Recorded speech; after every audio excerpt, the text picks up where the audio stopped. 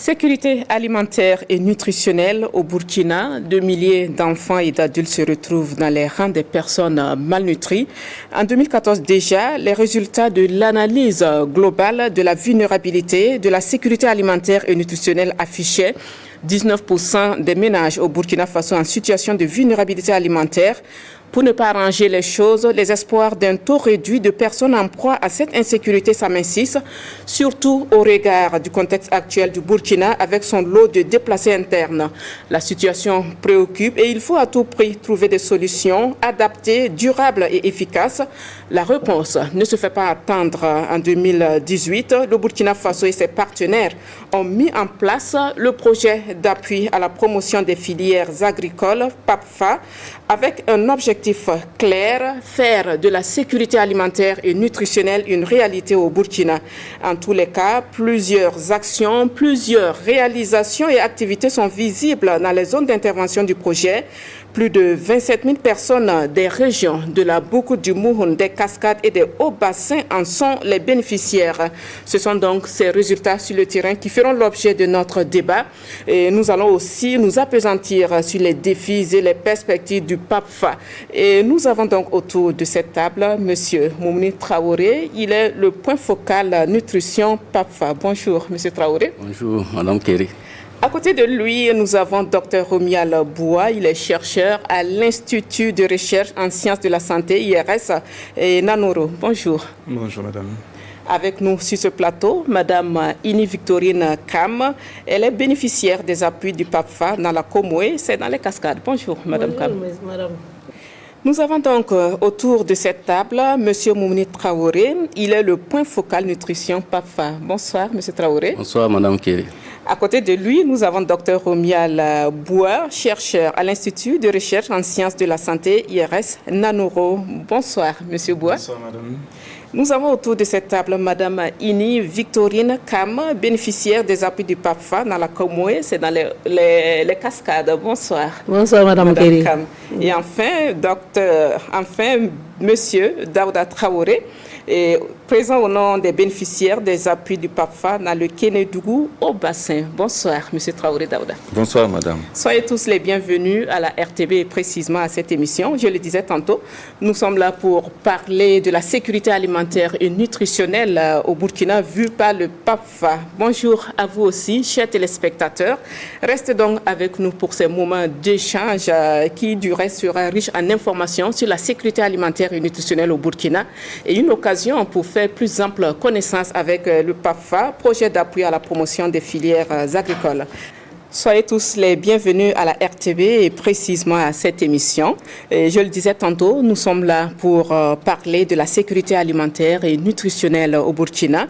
Voilà, bonsoir à vous aussi, chers téléspectateurs de la RTB. Restez donc avec nous pour ces moments d'échange qui, du reste, sera riche en informations sur l'alimentation et la nutrition au Burkina. C'est aussi une belle occasion pour faire plus ample connaissance avec le PAPFA, projet d'appui à la promotion des filières agricoles. Et pour entrer dans le vif du sujet, je me tourne vers vous, M. Traoré Mouni, pour une brève présentation du PAPFA, voilà, à travers, bien sûr, ses objectifs. Ok, merci. Alors, le projet PAPFA, projet d'appui à la promotion des filières agricoles, est un projet qui a démarré au Burkina Faso et qui intervient dans la zone du ouest, la grande zone ouest, à savoir la région de la Boucle du Mouhoun, des Cascades et des Hauts-Bassins. L'objectif global, c'est de contribuer à la réduction de la pauvreté au niveau des exploitants agricoles. Et spécifiquement, c'est de contribuer aussi à améliorer la sécurité alimentaire dans la zone d'intervention à travers la production et aussi la transformation des productions et des filières riz, niébé, sésame et maraîchage. Vous avez bien compris, M. Traoré, un projet salvateur avec des actions bien précises et bien orientées sur des résultats qualitatifs. Voilà, M. Dr Boua Romial, quelle est votre appréciation du projet d'appui à la promotion des filières agricoles PAPFA? Bien, je pense que le projet vient à point nommé. Je pense que agir sur le milieu agricole, qui est le milieu donc, dans lequel nos populations majoritaires au Burkina Faso, est un point important donc, pour pouvoir lutter contre la pauvreté. Et le point qui est mis sur les aspects de sécurité alimentaire et nutritionnelle le fait encore plus bienvenu en termes d'action et d'intervention. Et que disent les bénéficiaires? D'abord, vous, Madame Kam, comment avez-vous accueilli le projet? Dans les sociétés coopératives, ils nous ont aidés beaucoup. Bon, si tu n'es pas dans une société coopérative, tu ne peux pas bénéficier de leur appui. Sinon, ils nous ont donné des fonds qui sont bien, qui nous ont aidés à produire du niébé et puis à faire le jardinage en même temps. Voilà, donc après ça, ils nous ont donné encore des matériels. On a eu la formation sur la nutrition. Après la formation, on a eu des matériels, des kits aussi, pour pouvoir venir aider les autres qui sont à la maison. Puisqu'on ne peut pas appeler tout le monde à la fois, aller les former. Donc ils ont choisi 2 personnes pour les former. Après, à leur retour, ils sont venus former les autres qui sont à la maison pour pouvoir bénéficier de leur appui. On reviendra certainement au cours de cette émission sur les différentes formations que vous avez eu à bénéficier. Okay. Voilà, monsieur, quelle est votre appréciation? Comment le Kénédougou a accueilli le PAPFA? Et ça a été vraiment un projet salvateur pour nous qui sommes dans le domaine de l'agriculture, parce que ça nous a permis, comme le point focal le disait, en tout cas de booster en tout cas, la production agricole et tendre vraiment vers des meilleurs résultats, point de vue quantitatif et qualitatif. Je me retourne vers vous, Dr Bois, pour une petite définition de concept. Quelle nuance justement on peut faire entre sécurité alimentaire et sécurité nutritionnelle? Bien, lorsqu'on parle de sécurité alimentaire, on parle d'un accès donc à tout moment, un accès physique, social et économique. Lorsqu'on parle d'un accès physique, il s'agit donc de pouvoir se lever et puis aller par exemple au marché et puis de pouvoir trouver la denrée alimentaire, éventuellement les aliments dont on a besoin. Lorsqu'on parle d'un accès social, il s'agit donc de pouvoir, que ce qu'on soit un homme, qu'on soit une femme, qu'on soit un enfant, qu'on puisse avoir un accès équitable donc aux aliments dont on a besoin. Et lorsqu'on parle d'un accès économique, évidemment, il faut que ce soit abordable pour la population. Et cet accès-là, justement, qui est à la fois physique, social et économique, est constant, doit pouvoir permettre aux individus de vivre une vie saine et active. Je veux être plus précise. Est-ce que quand on parle de sécurité alimentaire ou d'insécurité alimentaire, est-ce parce que les populations n'arrivent pas à manger à leur faim, ou est-ce que leur alimentation ne contient pas suffisamment les éléments nutritifs pour les besoins de l'organisme? C'est là que la dimension maintenant de sécurité nutritionnelle entre en compte, puisque la sécurité nutritionnelle prend en compte à la fois les dimensions de la sécurité alimentaire, mais également les autres dimensions qui sont un environnement sain, qui sont les pratiques de santé, un accès aux soins de santé et un accès à une éducation adéquate qui peuvent permettre justement que les individus puissent être en bonne santé et avoir donc cet accès nutritif-là. Ce qui fait que lorsque on parle justement de sécurité alimentaire, il y a et toutes ces composantes sont prises en compte, mais la finalité, c'est de pouvoir avoir un accès donc régulier qui répond aux besoins. Et lorsqu'on parle de réponse aux besoins, il s'agit justement donc des besoins à la fois énergétiques, lorsque l'on n'est pas rassasié éventuellement, qui puisse pour pouvoir mener l'activité physique dont on a besoin éventuellement. Et ce qui m'amène vers vous, M. Traoré Moumouni, pouvez-vous nous situer sur la situation nutritionnelle et alimentaire dans les zones d'intervention du PAPFA? Ok, au niveau du PAPFA, en fait, je dirais que c'est un paradoxe, parce que j'ai cité en temps la zone d'intervention qui couvre les 3 régions du Grand Ouest du Burkina. Mais paradoxalement, lorsqu'on regarde, ces zones qui sont réputées être des zones de production par excellence sont des zones où on a des soucis de malnutrition. Je pense que les indicateurs de santé, de diversification alimentaire, de malnutrition aiguë et autres le démontrent. Donc c'est pour dire que dans la zone d'intervention, il y a certes la production, mais côté nutrition, côté nutritionnel, il y a encore beaucoup de choses à faire. Parce que les gens n'arrivent pas, effectivement, comme le docteur l'a dit, à assurer cette sécurité nutritionnelle, en plus de cette sécurité alimentaire qui est en train d'être atteinte au fur et à mesure. On sait que la plupart de nos ménages se nourrissent et principalement de céréales. Oui. Et qu'est-ce que vous reprochez, Dr Boua, à cette alimentation? En termes d'alimentation, l'idéal serait d'avoir une alimentation diversifiée. Les recommandations de l'OMS demandent jusqu'à 4 groupes alimentaires donc, dans les ménages par jour, et que lorsqu'on parle de groupes alimentaires, donc justement c'est classé, on en a jusqu'à 7 au minimum, selon les classifications. Mais lorsqu'on considère 7 groupes alimentaires, on demande jusqu'à 4 groupes alimentaires différents consommés par jour au niveau du ménage. Donc, l'un des principaux problèmes, donc, c'est la diversification alimentaire. Et ça remonte plus à certaines cultures alimentaires, des aspects culturels. Il y a des régions là où les gens ont plus de recettes alimentaires, ils intègrent plus de choses, par exemple. Et il y a des zones là où les gens s'en intègrent moins. Mais cette dictée de nos cultures, de nos habitudes de production ne laisse pas de place dans certains cas. Est-ce que les populations ont tellement le choix quant à cette idée de diversification de l'alimentation? Il y a un gros potentiel. Au-delà de la production principale donc, agricole, il y a les produits forestiers non ligneux qui sont là et qui peuvent accompagner justement cette diversification alimentaire qui tente qu'on les arrive à les intégrer justement dans notre alimentation, au-delà bien sûr et en respectant bien sûr la conformité à la fois avec nos tabous alimentaires et nos préférences alimentaires également. Est-ce que vous pouvez nous rappeler les mérites à avoir une alimentation équilibrée? Une alimentation équilibrée est importante donc, pour la vie, simplement. Donc, au niveau des enfants, il va s'agir de pouvoir répondre donc, aux besoins de croissance et de maintien. Au niveau des adultes, il s'agit principalement d'un besoin de maintien et également donc, pour les vieillards, il s'agit de pouvoir maintenir, de pouvoir prolonger justement et assurer le renouvellement des cellules pour pouvoir conserver encore plus longtemps donc, cet état de santé-là. En tout cas, c'est tout le sens de la création du PAPFA, dont l'un des programmes est entièrement consacré à la nutrition. Et quelle a été votre approche, M. Traoré Moumouni, pour convaincre les populations justement à aller dans le sens d'une alimentation équilibrée? Ok, notre approche s'est faite en plusieurs étapes. Alors, d'abord, je dirais que le processus de ciblage déjà du projet PAPFA contribue déjà à atteindre ces résultats. Parce qu'au niveau du PAPFA, nous mettons l'accent sur les femmes et les jeunes. Et donc, il est prévu qu'à la fin du projet, la cible finale puisse être à 50% des femmes et 30% des jeunes.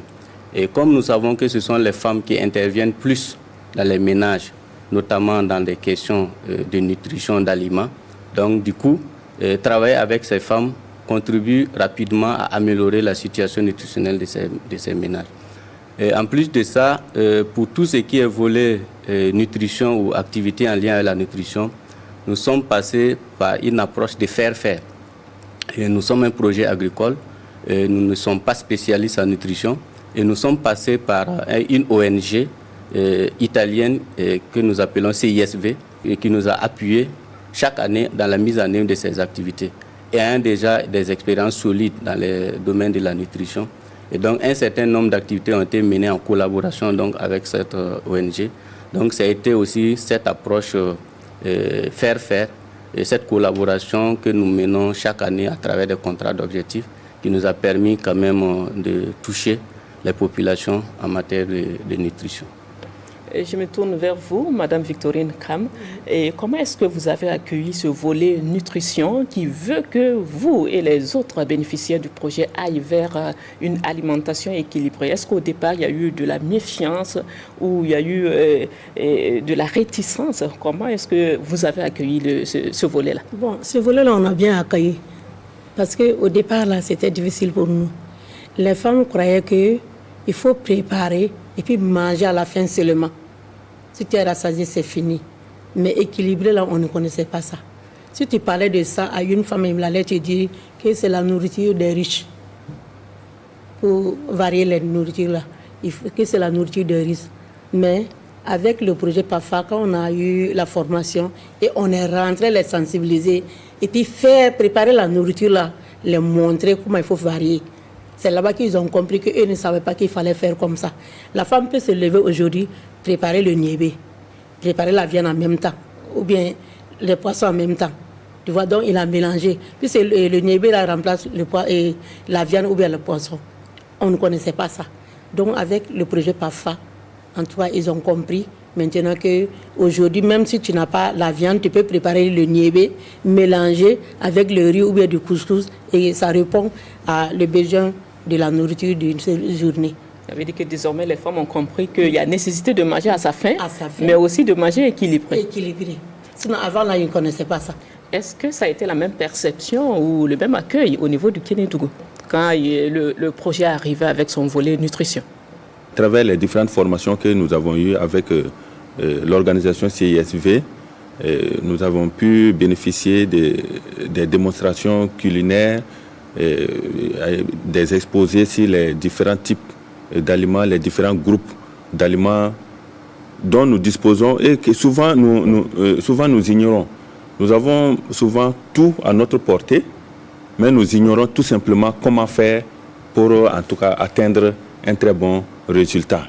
Et à travers le projet, ce sont des choses que les populations ont comprises et nécessairement ça va améliorer la situation nutritionnelle. Et quand vous parlez justement de formation en cuisine dans le cadre de ce volet nutrition, oui. Est-ce que ça a impliqué les femmes ou bien vous, les hommes aussi, vous avez mis la main à la pâte? Premièrement, ce sont les femmes, mais dans le ménage, comme l'homme aussi est appelé à assurer un certain nombre de choses pour que la femme puisse mieux préparer. Donc les hommes et les femmes étaient impliqués dans cette formation.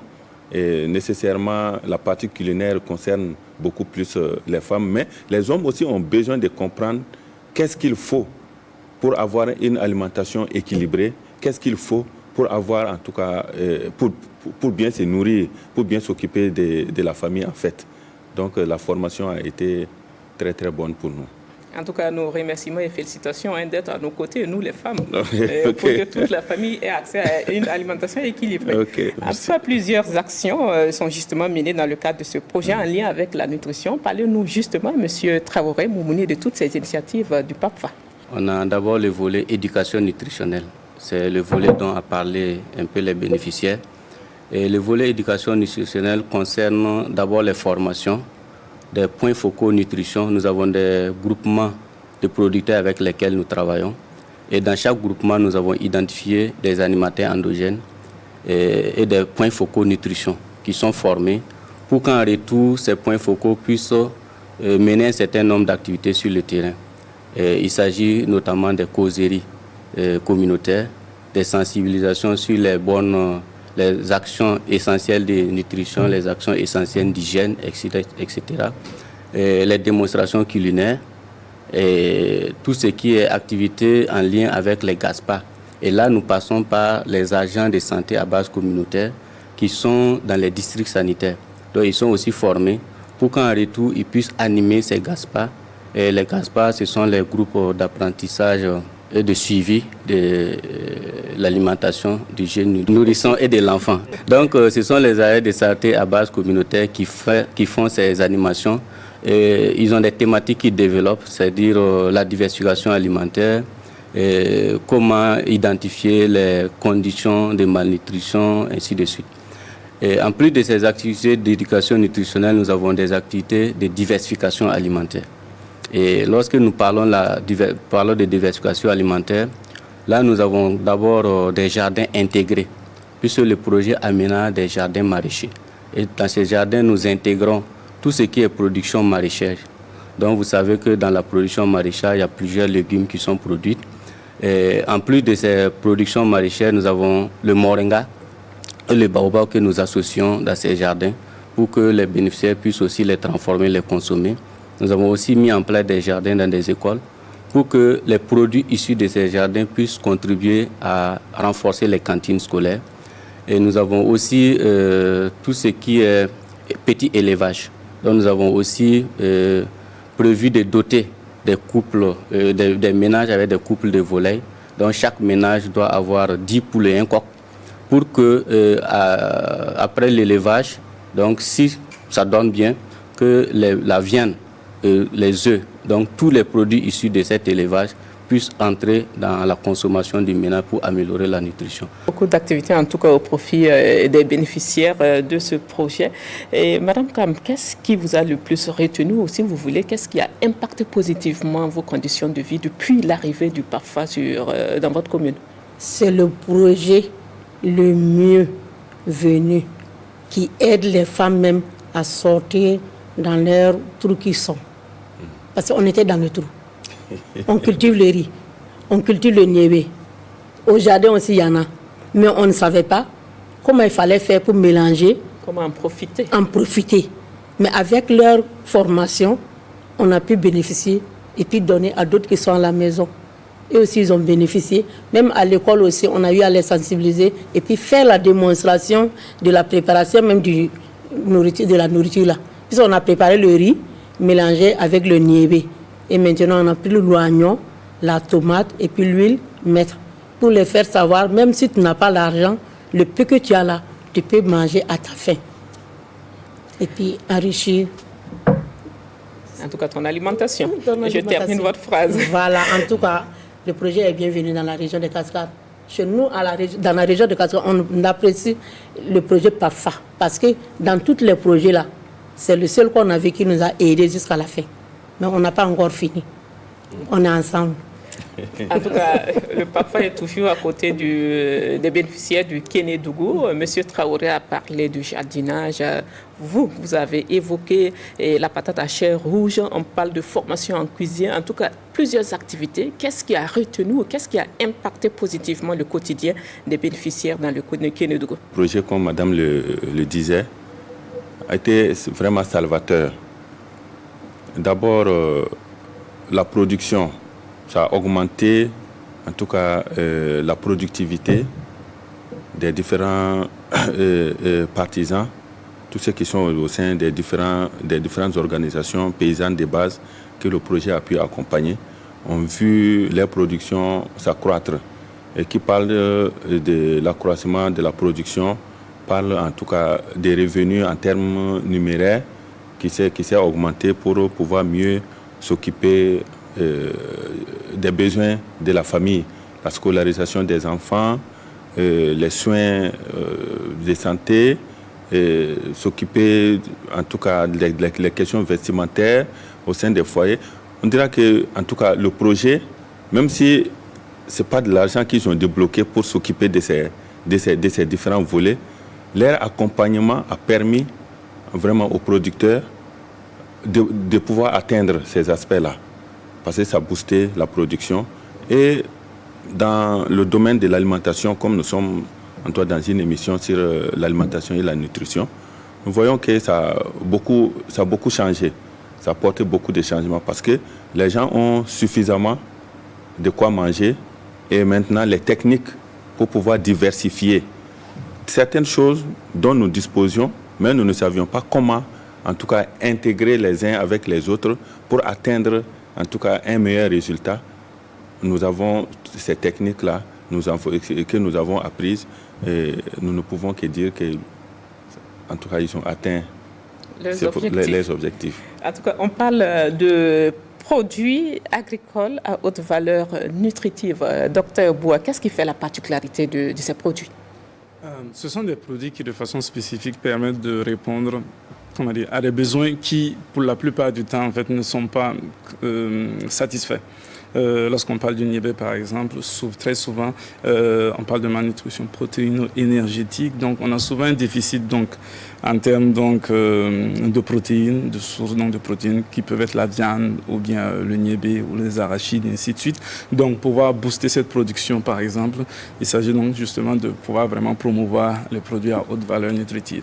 Lorsqu'on parle de la patate douce à chair orange, par exemple, une grande partie de la population, et spécifiquement lorsqu'on parle des enfants et des femmes enceintes, ont un besoin accru en vitamine A. La vitamine A, elle est très importante en termes du fonctionnement de l'organisme, en termes de la protection également de l'organisme contre les maladies, Et surtout, elle est très importante donc, pour la vue. Lorsque les gens sont en déficit en vitamine A, vous allez voir qu'ils vont commencer à souffrir de cécité nocturne. Ils vont commencer à avoir beaucoup de problèmes de vue. Et la patate douce à chair orange est une bonne source de vitamine A, par exemple.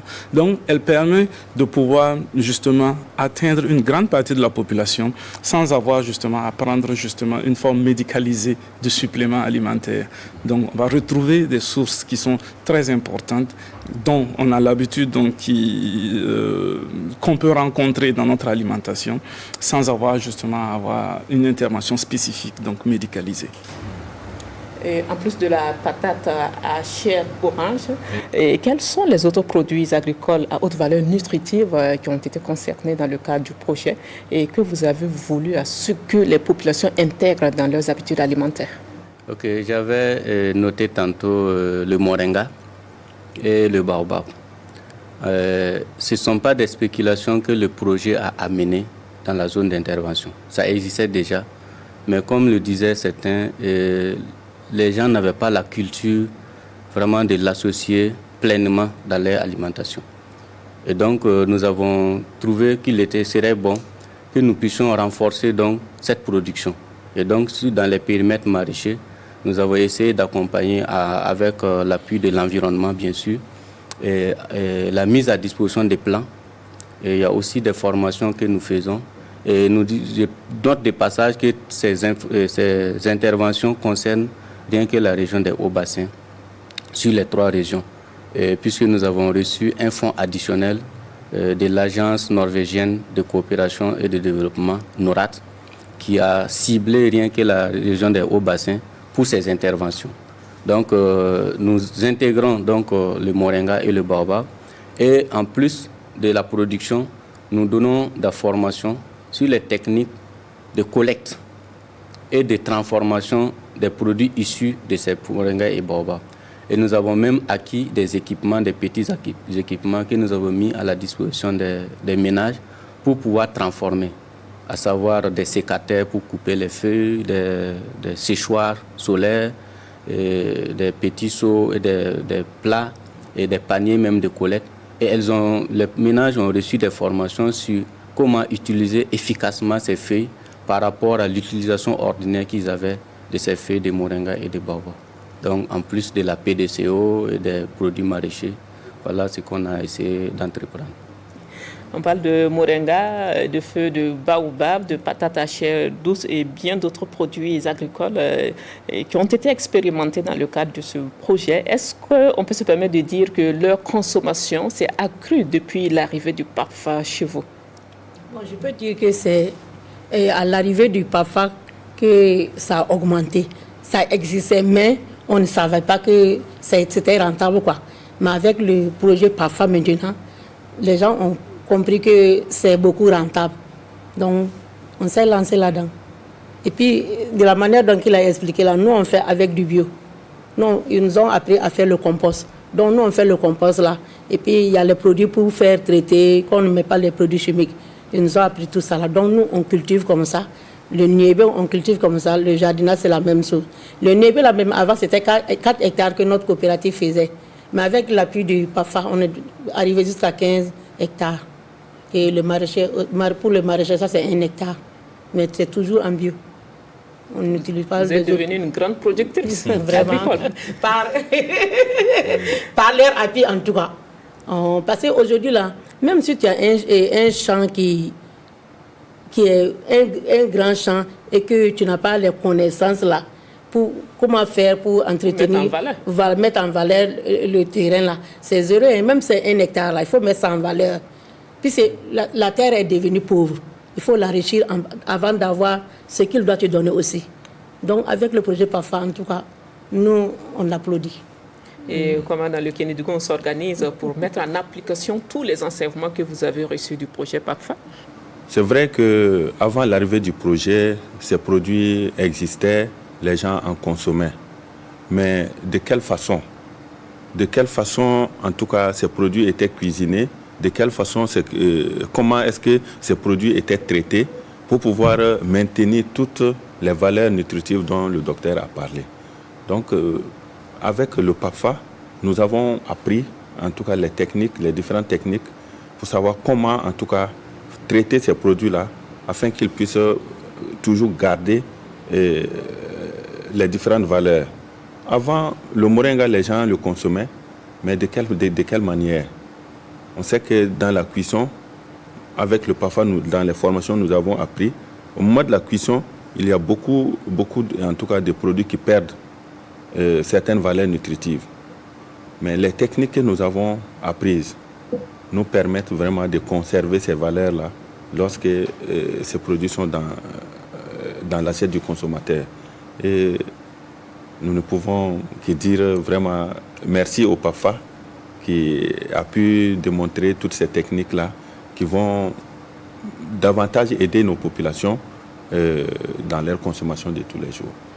En tout cas, en plus des produits agricoles, il est aussi question de promotion de l'élevage, le petit élevage de volailles, pour être précise. Et cette activité est non seulement une source de revenus, mais aussi une opportunité de varier son alimentation. Quel est votre avis sur le sujet, Dr Bois? Ce sont des interventions justement qui ont un impact à plusieurs niveaux. Je pense que M. Traoré avait déjà mentionné le fait que ça disponibilise donc des sources de protéines. Donc le poulet peut être consommé en termes de viande, ça peut être consommé sous forme d'œuf également. Ça va apporter des protéines au niveau du ménage, des sources protéiques. Mais également aussi ça permet aussi d'un autre côté l'autonomisation donc des femmes et des ménages. Et on sait que l'autonomisation des femmes donc est un bon point en termes donc de santé et de nutrition donc pour les ménages. Et beaucoup d'interventions et une publication qui est sortie même la semaine passée justement a montré l'intérêt qu'il y a à ce que justement cette autonomisation des femmes-là, l'impact qu'il y a en termes de nutrition des enfants dans les ménages. Et quelle a été l'approche utilisée par le PAFA quand on sait comment se mène le petit élevage familial? À ce niveau, en fait, toujours nous travaillons dans cette approche de faire. Nous avons associé les techniciens de l'élevage. De toute façon, on est du même ministère actuellement, agriculture et élevage, et pour avoir plus d'orientation. Et d'abord, on a ciblé des ménages.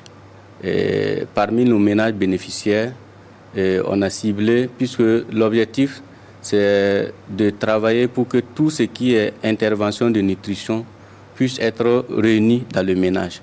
Donc, même si le ménage il a des productions maraîchères et qu'il n'arrive pas à compléter le volet protéines et autres, c'est difficile. Donc, de par ça, c'est 600 ménages qui ont été identifiés dans les hauts bassins pour bénéficier de cette volaille. Et nous sommes passés par l'association des éleveurs et des vendeurs de volailles, 2 associations, pour pouvoir nous livrer cette volaille. Et cette volaille est acquise au niveau local. Il s'agit de la race locale. Voilà, une production locale. Une fois qu'elle est achetée, elle est traitée, vaccinée et déparasitée. Et les ménages qui sont identifiés à l'avant sont des ménages qui ont déjà des notions dans l'élevage. Ils ont déjà un poulet, 2 poulets déjà qu'ils élèvent. Donc c'est pour l'élevage traditionnel justement. C'est pour aller renforcer donc leur élevage de sorte que, comme l'a dit le docteur, au-delà même de la source de protéines, 10 poulets, un coq, si ça évolue bien, ça peut donner des centaines, des milliers de poulets après. Et donc la vente de ces produits pourront les aider à acheter d'autres produits qui rentrent dans la nutrition dont ils n'avaient pas accès. Donc c'est un peu, c'est dans ce sens que nous avons évolué. Et c'est vraiment, il faut dire que cette opération est en cours. Tous les 600 ménages ne sont pas encore fournis, mais actuellement, il y a des ménages qui ont déjà reçu les couples de volailles. Cela fait 5-6 ans, c'est ça, M. Traoré, que vous êtes le projet sur le terrain. Voilà un projet qui intervient seulement dans les 3 régions, ça a été dit ici, à savoir la Boucou du Monde, les Cascades et les Hauts-Bassins. Pourquoi le choix de ces régions et pas les autres? Le projet est financé par le bailleur FIDA, Fonds international de développement agricole, qui est au Burkina depuis des années. Et l'objectif du démarrage du projet avec ces 3 régions au Burkina, c'était d'éviter de dupliquer des actions qui étaient déjà en cours avec le projet Nertamba, qui était déjà dans un certain nombre de localités. Donc, et aussi, au niveau du Burkina, il y avait déjà eu des financements de 2 autres projets, sinon plus, Je peux citer entre autres le profil, le Passeprou, qui était aussi financé par le FIDA et dont la mise en œuvre, des leçons ont été apprises dans la mise en œuvre pour mieux réussir. Et donc, ce sont les 3 régions qui ont été identifiées pour que tout ce qui a été capitalisé dans la mise en œuvre de ces projets puisse être renforcé pour plus d'efficacité et, comme je l'ai dit, pour éviter de dupliquer les mêmes actions dans les zones d'intervention, puisqu'il y a déjà un projet qui était en cours, à savoir le Nertamba, et dans les localités, notamment Est, Centre-Nord, le Nord et puis la boucle du Monde. Et quand on parle de cible, ça a été dit, ce sont les femmes en âge de procréer, les enfants dont l'âge est compris entre 0 et 5 ans et les jeunes filles. Alors pourquoi limiter les bénéficiaires de ce programme au lieu de ratisser large afin de toucher toutes les couches vulnérables de la société, quel que soit l'âge ou le sexe? Alors, les spécificités dont vous avez parlé concernent plus, je pense que ce sont des personnes, des groupes qui sont beaucoup plus ciblés dans la nutrition. Sinon, le projet PAFA, dans son ensemble, intervient dans toutes les communes de ces 3 régions, dans tous les villages. Maintenant, nous sommes à une approche à la demande. Donc, ce sont des groupes qui viennent demander pour que le projet les appuie. Et lorsqu'un groupe est appuyé, tous les ménages qui sont concernés sont appuyés. Mais nous mettons beaucoup plus l'accent sur des cibles femmes. D'ailleurs, a souhaité que la cible finale soit au moins 50% de femmes, 30% de jeunes. Sinon, en termes de nutrition, l'accent est beaucoup plus mis sur des enfants de 6 à 23 mois, des nourrissons, des enfants de 0 à 2 ans, des femmes en âge de procréer, ainsi de suite. Parce que, vous voyez, ce sont des populations qui, dans mon sens, sont beaucoup plus vulnérables en termes de nutrition et qui ont besoin d'être renforcés et dont l'organisme aussi a besoin d'être renforcé. Et voilà, monsieur docteur Boua, il faut dire que la boucle du Bouhoun, les cascades et le haut-bassin, à l'instar d'autres régions du Burkina, vivent des situations difficiles du fait de l'insécurité avec son lot de déplacés internes. Est-ce que ce n'est pas un luxe aujourd'hui de parler d'alimentation équilibrée quand ces populations cherchent d'abord à manger à leur faim? Quelle est la priorité selon vous? L'alimentation ne saurait être un luxe parce que justement c'est un préalable donc à toute vie, à une vie active, à une vie saine. Il n'y a pas de développement si les gens ne peuvent pas travailler normalement, si les gens ne peuvent pas atteindre leur potentiel en termes de développement et en termes de productivité. Parce que ce soit la croissance ou bien que ce soit la productivité, elle est liée donc par une population saine et une population active. Et justement, l'alimentation est censée pouvoir remplir ces conditions-là. Donc non, ce n'est pas un luxe, c'est un droit. On peut avoir de la difficulté justement à le mettre en œuvre, mais on doit le considérer comme un droit pour chaque individu de notre population et en faire un combat quotidien. Je vous pose la même question, Monsieur Traoré Moumouni. Oui. Est-ce qu'il y a lieu de parler de priorité entre manger à sa faim et équilibrer son alimentation, surtout dans ce contexte du Burkina qui se retrouve avec une grande population de déplacés internes? Ok, effectivement, je suis du ministère de l'Agriculture et lorsque nous parlons de sécurité alimentaire, de sécurité nutritionnelle, la question qui se pose effectivement, est-ce que la priorité des populations, c'est pas seulement chercher à avoir à manger d'abord avant d'évoquer la question nutritionnelle. Mais je pense que certes, dans certaines localités, c'est difficile que les gens puissent avoir les 3 repas par jour. Certainement que les priorités seraient d'avoir assez à manger avant de poser la question nutritionnelle. Mais je me dis que de plus en plus, les gens prennent conscience qu'il ne suffit pas de manger, remplir le ventre seulement, si je peux m'exprimer ainsi. Mais il faut que ces repas soient de qualité. Parce que vous pouvez aussi chercher à manger la même chose, manger en quantité, mais en prenant le risque même de tomber malade. Et finalement, la situation difficile que vous traversez, c'est comme si vous empirez encore la situation. Et pour le Burkinabé moyen, je pense que j'en connais certains qui sont prêts à même dépenser pour avoir des repas de qualité. Et même au niveau rural, les gens ne sont plus prêts à manger du n'importe quoi. Et chacun veut manger quelque chose qui conserve toujours sa santé. Donc je pense que comme le docteur l'a dit, on ne pourra pas dire que c'est un luxe seulement, Et les gens ont tendance à changer. C'est une question de mentalité. Ça commence à prendre. Donc manger à sa faim, certes, oui. Mais manger équilibré. Équilibré et qualité. Et qualité. Oui. Un autre volet du projet, la réduction de la charge de travail des femmes. En quoi cela a consisté? Ok. Le projet avait déjà un certain nombre d'activités en lien avec la réduction de la charge de travail des femmes. Il s'agissait déjà, vous voyez, si vous prenez la production agricole, les femmes sont beaucoup en premier plan. Dans les sites maraîchers, même dans les bas-fonds, ce sont les femmes qui travaillent plus. Et donc, l'une des alternatives que nous avons eues, c'était de construire des hangars sous forme de garderies sur ces sites maraîchers, sur certains sites maraîchers. Bon, certes, les financements ne nous permettent pas de faire partout, mais sur certains sites maraîchers, pour que les femmes qui viennent puissent déjà avoir des endroits sécurisés pour leurs enfants et pour leurs gardes bébés, voilà, et pouvoir travailler sereinement. Et aussi, nous avons acquis un certain nombre d'équipements pour diminuer un peu les charges de travail. Je parlais tantôt des séchoirs solaires et autres que nous avons prévus.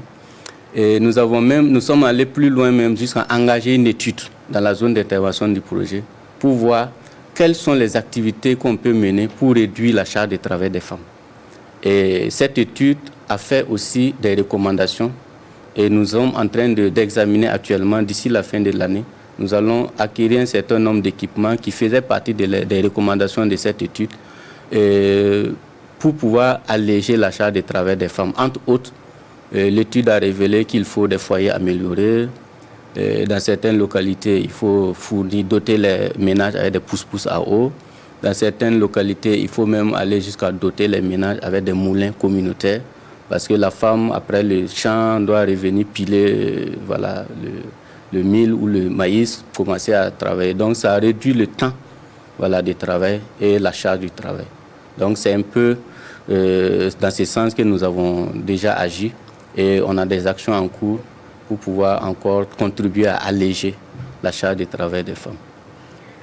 Madame Kam, est-ce que depuis l'arrivée du projet chez vous, la charge de votre travail a considérablement diminué?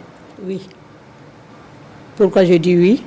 Parce qu'avec l'arrivée du projet, on a eu les paires de vue. Avant, on partait cultiver ou bien on louait des tracteurs. Bon, si tu as loué le tracteur, il faut avoir l'argent pour payer. Si tu n'as pas l'argent, on ne va pas faire pour vous. Bon, quand est-ce que vous allez finir pour le groupe et puis aller faire individuellement? Mais avec l'arrivée du projet, on a eu des baies de labour, ça a diminué un peu, mais on le demande toujours quand on veut un tracteur. Puis ça avait 15 hectares là pour le groupement et puis individuel aussi, il y en a. Bon, si on a eu des tracteurs aussi, je peux dire que ça peut aller de loin. Sinon, en tout cas, ça va. Ça diminue beaucoup même. Oh. En tout cas, dans les cascades, on en a eu, mais on réclame encore.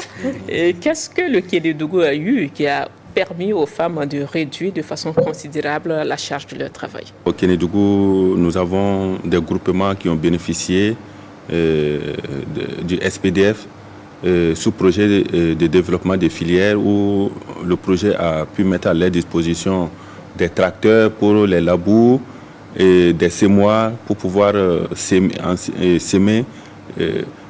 On sait, dans nos milieux, les travaux de semis, c'est essentiellement assuré par les femmes. Et c'est un travail énorme, un travail qui prend beaucoup de temps, un travail qui est aussi fatigant. Avoir des semoirs qui puissent venir supplier les femmes dans cette tâche-là, nous pensons que en tout cas, c'est un soulagement de la femme, une réduction de la charge de la femme. Alors, docteur Bois, vous avez entendu M. Traoré Moumouni sur les activités organisées dans le sens de réduire la charge de travail des femmes. Vous avez aussi entendu les bénéficiaires. Quelle est votre appréciation? Je pense que ce sont des actions qui sont en ligne effectivement avec ce qui est recommandé. Et comme on le dit, dans notre vision donc holistique des interventions qui peuvent contribuer à la nutrition d'une manière ou d'une autre, la réduction de la charge de travail est un point important également. Et je pense que les actions qu'ils ont menées sur le terrain contribuent effectivement donc à ces objectifs donc en termes donc de nutrition. Monsieur Traoré, est-ce que dans le cadre du projet, il y a des politiques qui sont développées pour permettre de pérenniser ces actions et de permettre à ce que ces actions s'intègrent justement de façon durable dans les habitudes des populations? On a quand même des actions que nous sommes en train de mener pour aussi la durabilité, parce que dans le projet, le volet durabilité est un élément essentiel. Il ne suffit pas de venir accompagner et après le projet, on n'arrive plus à continuer. Et donc, sur tous les sites aménagés, qu'ils soient bas-fonds ou périmètre maraîcher, nous avons des comités de gestion qui sont mis en place. Des comités de gestion pour assurer l'entretien durable de ces périmètres, pour que tout ce qui est acquis, puisque la plupart, c'est la source d'eau. Si vous avez la source d'eau, le reste, vous pouvez continuer pour que ces acquis puissent être pérennisés. Donc, on a essayé de responsabiliser les acteurs eux-mêmes. On a aussi accompagné la direction en charge, les directions décentralisées, que ce soit l'agriculture, l'environnement et l'élevage. Nous travaillons avec les agents qui travaillent dans l'opérationnel sur le terrain. Et comme ce sont des structures pérennes, et même après le projet, ils pourront continuer au suivi, appui, accompagnement de ces bénéficiaires. Et pour question de durabilité, même en termes de nutrition, lorsque nous formons des organisations paysannes pour tout ce qui est démonstration culinaire, éducation nutritionnelle en gros, nous avons des comités que nous mettons en place, des comités de nutrition, des comités de gestion. Et même dans les jardins scolaires, voilà, on a des bureaux, des associations des parents d'élèves, des associations des mères éducatives qui travaillent en tandem avec les responsables de ces écoles pour que les acquis du projet puissent être pérennisés et que les gens puissent continuer à faire ce qu'ils ont appris comme bonne pratique dans l'appui du projet. Est-ce que M. Traoré Daouda, vous êtes d'avis avec M. Traoré Moumouni, que tout ce qui a été fait dans le cadre du projet sont durablement ancrés ou bien le seront à l'avenir dans les habitudes des populations? Comme il a dit, ce sont des exigences qu'ils font auprès des producteurs, arriver à mettre, en tout cas, tout ce qu'ils apportent comme accompagnement. Ils cherchent d'abord à s'assurer sur l'après-projet, quand le projet parfois ne sera plus là. Est-ce que nous, producteurs, nous serons à même de continuer avec l'élan qu'ils nous ont donné? Et c'est dans ce sens que des formations sont organisées sur les pratiques culturelles. Des formations sont organisées, en tout cas dans différents domaines, pour pouvoir mieux informer les producteurs que nous sommes, à pouvoir en tout cas mieux continuer la tâche, même après le PAFA. Et certains acquis comme des tracteurs et bien d'autres choses, il y a des comités de gestion qu'ils exigent que les producteurs puissent mettre en place pour s'assurer une bonne gestion de ces infrastructures-là, parce que ces infrastructures sont appelées en tout cas à aider les producteurs à financer même, je dirais, les activités de production quand le PAFA ne sera plus là pour nous apporter son appui. Donc nous pensons que c'est ce qu'ils ont fait, en tout cas, pourra continuer dans le temps.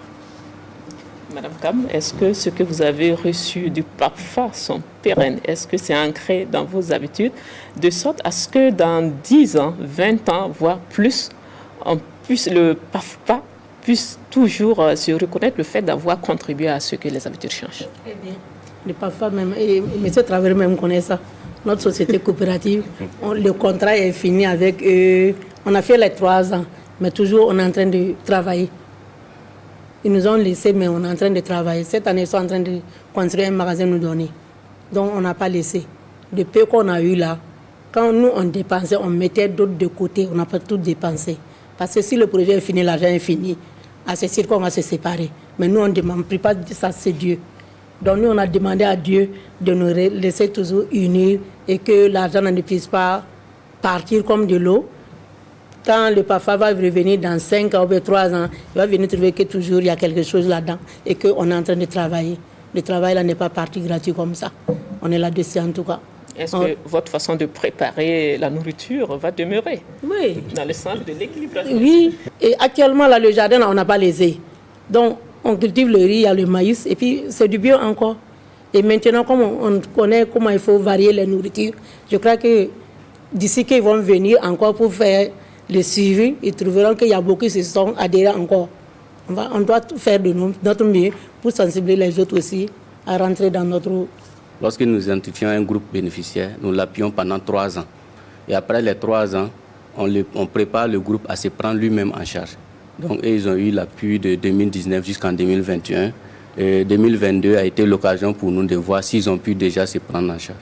C'est juste cet élément que je voulais ajouter. Il faut donner les outils pour que la personne puisse pêcher le poisson elle-même. Le projet, c'était de 2018 à 2023, la durée de mise en œuvre. Nous sommes en 2023, ce qui nous amène à dire que le PAFA tire déjà vers sa fin, si ce n'est déjà le cas. Est-ce qu'il y a une autre phase en vue?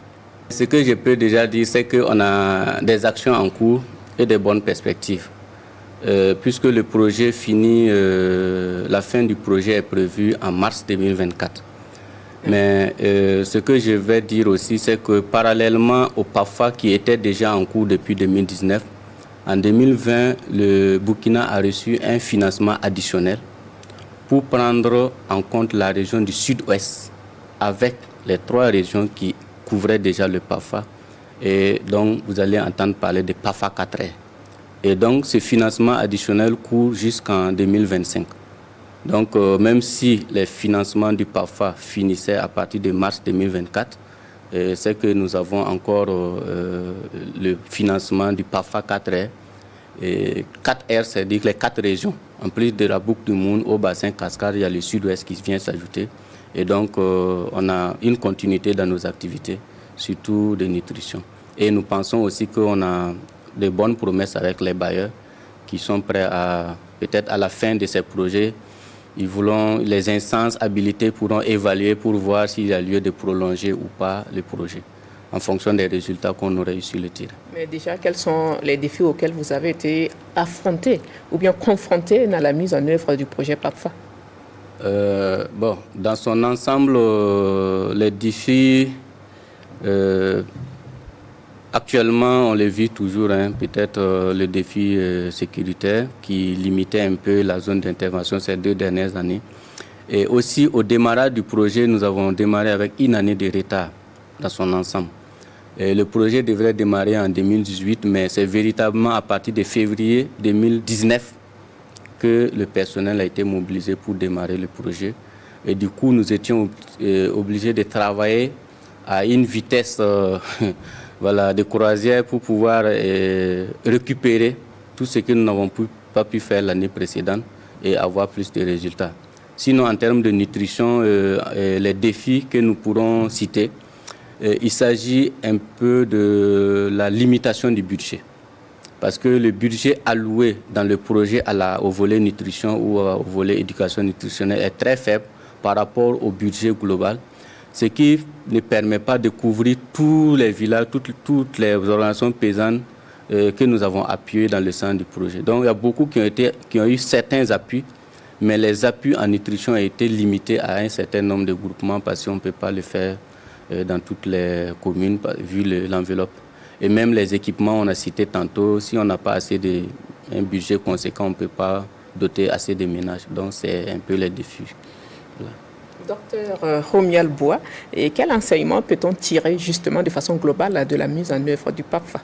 L'agriculture est un secteur sensible à la nutrition, sinon un secteur spécifique sur certains aspects, et justement voir à quel point est-ce qu'ils ont pu intégrer cette dimension-là et aussi travailler justement avec les autres ministères. Lorsqu'ils ont travaillé avec le ministère de la Santé à travers ces structures décentralisées, le district, les ASBC, et également utiliser les GASPA pour l'éducation nutritionnelle, c'est justement ce genre d'action-là et ça entre justement dans le cadre de la politique multisectorielle, donc nutrition, qu'on mène en œuvre actuellement au Burkina Faso. Madame Kam, quelle perspective justement en tant que bénéficiaire de la mise en œuvre de ce projet? Si ils ont pensé à toujours continuer avec nous s'il y a occasion, ou bien des partenaires qu'on peut avoir encore, comme le PAFA KR qui vient d'énoncer tout de suite là. Donc c'est sûr que c'est que notre avis là, on n'a pas encore atteint, mais peut-être qu'on va arriver. Drissa et Daouda, quel enseignement vous tirez justement de la mise en œuvre de ce projet? Ok. Bon, il y a beaucoup d'enseignements à tirer de la mise en œuvre du projet PAFA. Les différentes formations que nous avons reçues. En tout cas, le projet PAFA a été un projet qui a mieux répondu à nos attentes en tant que producteurs œuvrant dans le domaine agricole, à travers les différents appuis, comme il le disait, les SPAM et bien d'autres choses. Nous avons tiré beaucoup de leçons. Les différentes formations que nous avons reçues, ce sont des choses qui vont nous aider dans nos perspectives en tant que producteurs, améliorer en tout cas notre production et chercher à aller de l'avant afin que ça ne se limite pas au temps de vie du PAFA, mais qu'à travers nous, le PAFA puisse continuer en tout cas à vivre. Quand on arrive dans nos différents domaines d'intervention, qu'on sache qu'ici, le PAFA en tout cas est intervenu, le PAFA a apporté en tout cas un plus. Ce sera pour nous comme perspective. Merci, M. Traoré, et merci à tous d'être venus autour de cette plateau pour parler de la nutrition et de l'alimentation au Burkina, voilà, qui nous conduit vers la fin de cette émission. Et merci, Madame, Monsieur, de nous avoir prêté oreille attentive. Je rappelle que cette émission a posé le débat sur la sécurité alimentaire et nutritionnelle au Burkina et a permis de connaître et d'évaluer les actions du PAFA, projet d'appui à la promotion des filières agricoles. Et nous en avons justement parlé avec nos invités autour de ce plateau. Il s'agit de M. Moumni Traoré et il est le point focal nutrition PAFA. Et à côté de lui, nous avons M. Dr Romial Bouas, chercheur à l'Institut de recherche en sciences de la santé IRS Naonoro, et Mme Iné Victorine Kam, qui est bénéficiaire des appuis du PAFA dans la Comoé. Et enfin, M. Daouda Traoré, qui était là au nom des bénéficiaires des appuis du PAFA dans le Kénédougou, c'est dans les Hauts-Bassins. Voilà, Madame, Monsieur, et merci de nous avoir prêté oreille attentive. Nous vous disons à très bientôt.